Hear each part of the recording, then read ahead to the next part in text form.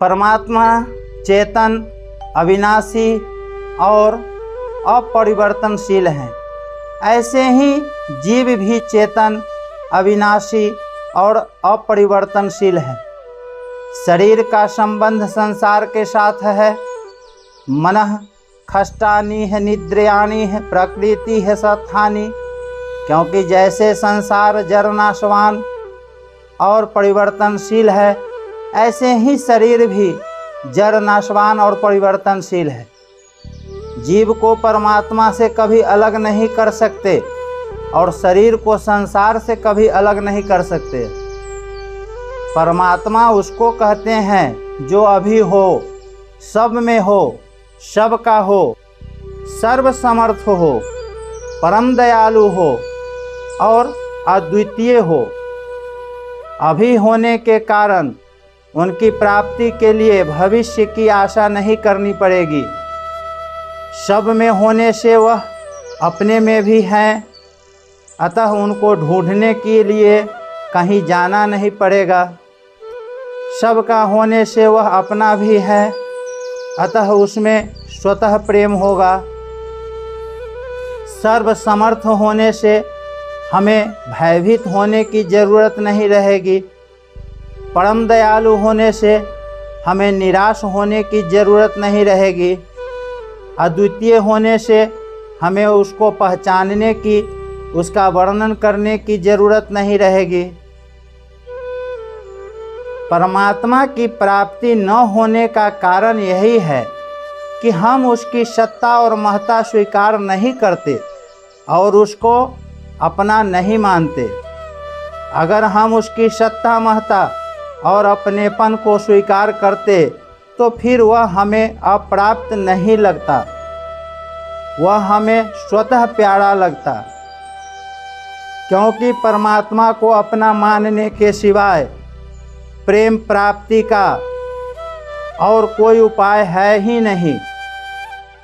प्रेम यज्ञ, दान, तप, तीर्थ, व्रत आदि बड़े बड़े पुण्य कर्मों से नहीं मिलता, प्रत्युत भगवान को अपना मानने से मिलता है।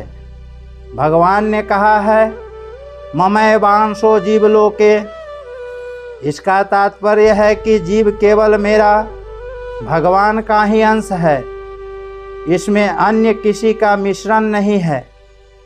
इससे सिद्ध होता है कि केवल भगवान का ही अंश होने के कारण हमारा संबंध केवल भगवान के ही साथ है।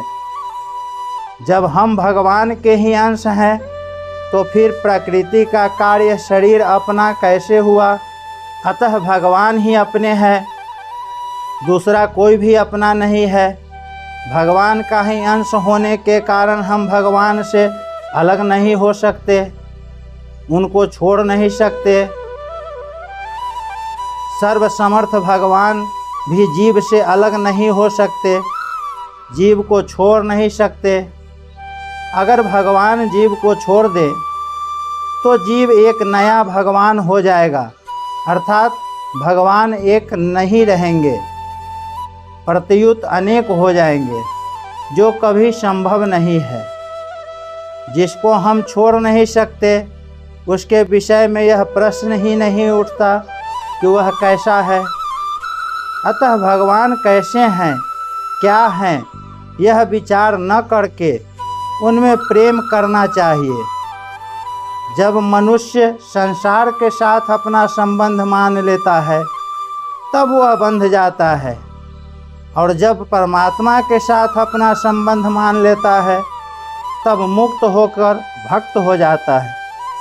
मनुष्य से सबसे बड़ी गलती यही होती है कि जो शरीर संसार का है उसको अपना मान लेता है और जो वास्तव में अपना है उस परमात्मा को भूल जाता है।